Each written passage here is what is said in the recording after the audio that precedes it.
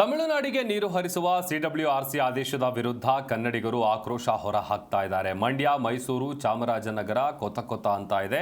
ಉರುಳು ಸೇವೆಯನ್ನ ಮಾಡಿ ಬಿಂದಿಗೆಯನ್ನ ಹಿಡಿದು ರೈತರು ಧರಣಿಯನ್ನು ನಡೆಸ್ತಾ ಇದ್ದಾರೆ. ನೀರು ಬಿಡದಂತೆ ರಾಜ್ಯ ಸರ್ಕಾರಕ್ಕೆ ಈ ಮೂಲಕ ಒತ್ತಾಯ ಮಾಡ್ತಾ ಇದ್ದು, ಮಂಡ್ಯದ ಸಂಜಯ್ ವೃತ್ತದಲ್ಲಿ ಬೃಹತ್ ಹೋರಾಟವನ್ನು ನಡೆಸಲಾಗಿದೆ. ಕನ್ನಡ ರಕ್ಷಣಾ ವೇದಿಕೆಯಿಂದ ಬೃಹತ್ ಪ್ರತಿಭಟನೆ ನಡೆದಿದ್ದು, ತಲೆಯ ಮೇಲೆ ಕಲ್ಲು, ಖಾಲಿ ಕೊಡ, ಕಬ್ಬು, ಪ್ರಾಣ ಬಿಟ್ಟೆವು, ಯಾವುದೇ ಕಾರಣಕ್ಕೂ ನೀರು ಮಾತ್ರ ಬಿಡಲ್ಲ ಅಂತೇಳಿ ಘೋಷಣೆಗಳನ್ನು ಕೂಗ್ತಾ ಸರ್ಕಾರದ ವಿರುದ್ಧ ಆಕ್ರೋಶ ಹೊರಹಾಕಿದ್ದಾರೆ.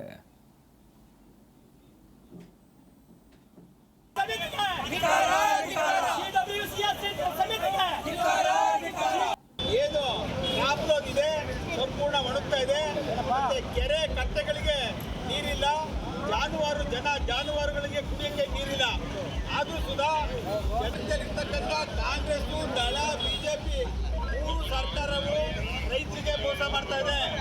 ಎಲ್ಲ ವೃತ್ತ ನಿರೀಕ್ಷಕರು ಮತ್ತು ಮಾಧ್ಯಮ ಸ್ನೇಹಿತರುಗಳು ಎಲ್ಲರೂ ಕೂಡ ಸಹಕಾರ ಮಾಡಿದರೆ ನಿಮ್ಮ ಸರ್ಕಾರಕ್ಕೆ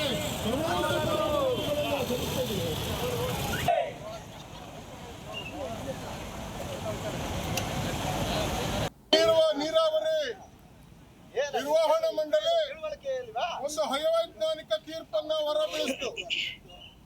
ಏನು KRS ಡ್ಯಾಮ್ನಿಂದ ತಮಿಳುನಾಡಿಗೆ ಪ್ರತಿ ದಿವಸ 3500 ಕ್ಯೂಸೆಕ್ಸ್ ಅನ್ನ 15 ದಿವಸಗಳ ಹೊರಗೆ ನೀವು ಬಿಡಬೇಕು ಅಂತ ಹೇಳಿ ಒಂದು ತೀರ್ಪನ್ನ ಕೊಡ್ತು. ಆ ತೀರ್ಪು ಇವತ್ತು ರೈತರಿಗೆ ಮಾರಕವಾದಂತಹ ತೀರ್ಪು.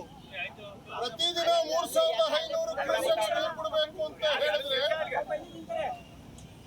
ಒಟ್ಟಾರೆ ಅಲ್ಲಿಗೆ 15 ದಿವಸಕ್ಕೆ 52,500 ಕ್ಯೂಸೆಕ್ಸ್ ನೀರು ಬಿಟ್ಟಾಗುತ್ತೆ. 52,000 ಕ್ಯೂಸೆಕ್ಸ್ ನೀರು ಅಂತ ಹೇಳಿದ್ರೆ ಒಂದು 5 TMC ನೀರಾಯ್ತು. ನಮ್ಮ ಜಲಾಶಯದಲ್ಲಿ ನೀರಿನ ಲಭ್ಯತೆ ಕೇವಲ ಇರತಕ್ಕಂಥದ್ದು 15 TMC ನೀರು ಮಾತ್ರ. ನಾವು 5 ಇನ್ನು ಸಕ್ಕರೆ ನಾಡು ಮಂಡ್ಯದ ಮದ್ದೂರಿನಲ್ಲೂ ಕೂಡ ಕಾವೇರಿಯ ಕಿಚ್ಚು ಧಗಧಗಿಸ್ತಾ ಇದೆ. ಸಿಡಬ್ಲ್ಯೂಆರ್ಸಿ ಆದೇಶವನ್ನು ಖಂಡಿಸಿ ಹೋರಾಟ ತೀವ್ರಗೊಳ್ತಾ ಇದೆ. ಬೆಂಗಳೂರು ಮೈಸೂರು ಹೆದ್ದಾರಿಯ ಕೊಪ್ಪ ವೃತ್ತದಲ್ಲಿ ಹೋರಾಟವನ್ನು ನಡೆಸಲಾಗಿದೆ.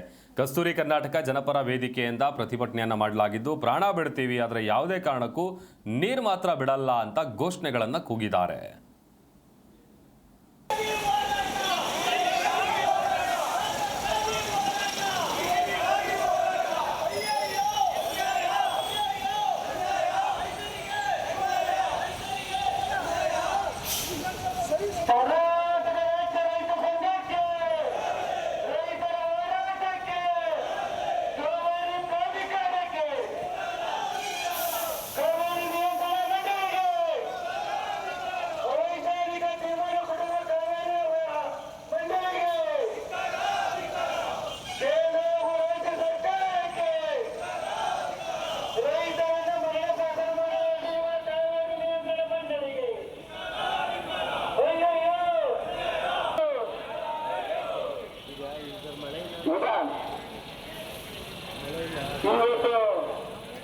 ಏನು ಕಾನೂರು ಕೂಡ ನೀರು ಕುಡಿಯಕ್ಕೂ ನೀರಿಲ್ಲ.